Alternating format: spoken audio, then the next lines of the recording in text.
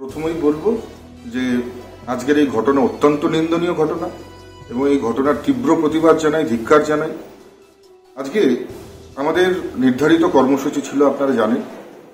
আমাদের নির্ধারিত কর্মসূচি অনুযায়ী আমরা বিভিন্ন জায়গায় আমরা জনসংযোগ কার্যক্রম করি এবং জনসংযোগ করে ফেরার পথে আমরা একটা প্রোগ্রামের পাশ দিয়ে আসছিলাম, যেখানে তৃণমূল কংগ্রেসের কিছু ছোট একটা কোনো কার্যক্রম বা প্রোগ্রাম হচ্ছিল।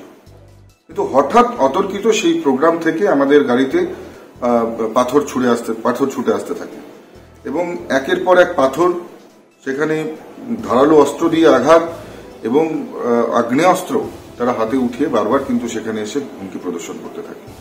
আমার কনভয়টা তখন অনেকটা এগিয়ে গেছে, ঠিক পেছনের দিকে এই আক্রমণ চলছিল এবং আমার যে গাড়ি, সেই গাড়িতেও আঘাত লেগেছে, সেই গাড়ির কাছেও আঘাত লেগেছে, যদিও বুলেট প্রুফ গাড়ি বলে কিছু হয়নি।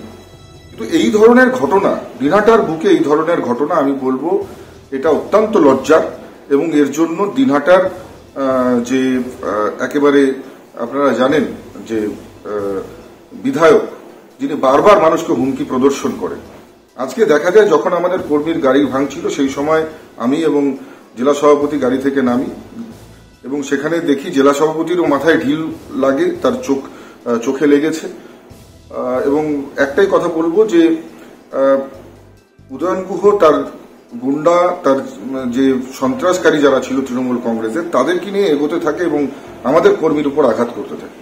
এটা সত্যি ভাবতে অবাক লাগে যে একজন জনপ্রতিনিধি হয়ে এইভাবে প্রকাশ্য গুন্ডামো করা, এটা মেনে নেওয়া যায় না।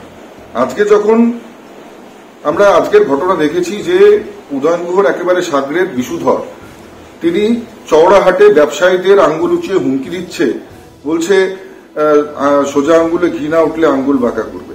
ভাবা যায় এটা?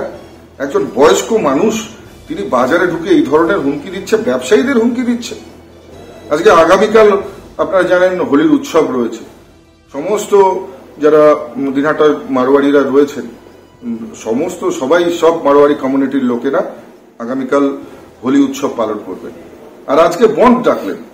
একে তো আমার কনভয়ের উপর আক্রমণ, তার উপর মারোয়াড়িরা যাতে আগামীকাল অনুষ্ঠান করতে না পারে তাদের হোলি, সেই জন্য বন্ধ ডেকে দিলেন। কিছুদিন আগে দিনহাটার সমস্ত মারোয়াড়িদের এই উদয়ন গুহ তিনি বলেছেন যে মারোয়াড়িরা বিজেপিকে ভোট দেয়, তাই হিন্দিভাষী যারা রয়েছে, যারা মারোয়ারি রয়েছে দিনহাটার, যারা জৈন সমাজের রয়েছে, তাদেরকে হুমকি প্রদর্শন করেছেন যে তাদেরকে ভোট দিতে না করেছে। এটা কোন ধরনের রাজনীতি? এই রাজনীতি কোন ধরনের? আজকে যেখানে আমরা বারবার বলছি, এবং আমি যখন নমিনেশন পেয়েছি, নমিনেশন পেয়ে এসে আমি সমস্ত দলের কাছে প্রথম আবেদন জানিয়েছিলাম যে আসুন আমরা সবাই মিলে সৌজন্যতার রাজনীতি করি, আমরা সবাই মিলে গণতন্ত্রের এই মহোৎসবে আমরা সবাই মিলে উৎসবের মতন পালন করি, যাতে মানুষ প্রত্যেকের গণতান্ত্রিক অধিকার প্রয়োগ করতে পারে। আর সেখানে এই ধরনের একটা ঘটনা, আমি বলবো এর থেকে জঘন্য ঘটনা হতেই পারে না। এবং উদয়ন গুহ কিভাবে হুমকি প্রদর্শন করেন, টিভিতে দেন, মিডিয়াতে দেন, এখন প্রকাশ্যে তার দাঁত নখ বেরিয়ে যাচ্ছে। কিছু মঞ্চ থেকে তিনি বলেছেন তার নাকি আর চাকরি থাকবে না, অর্থাৎ চাকরি বাঁচানোর জন্য,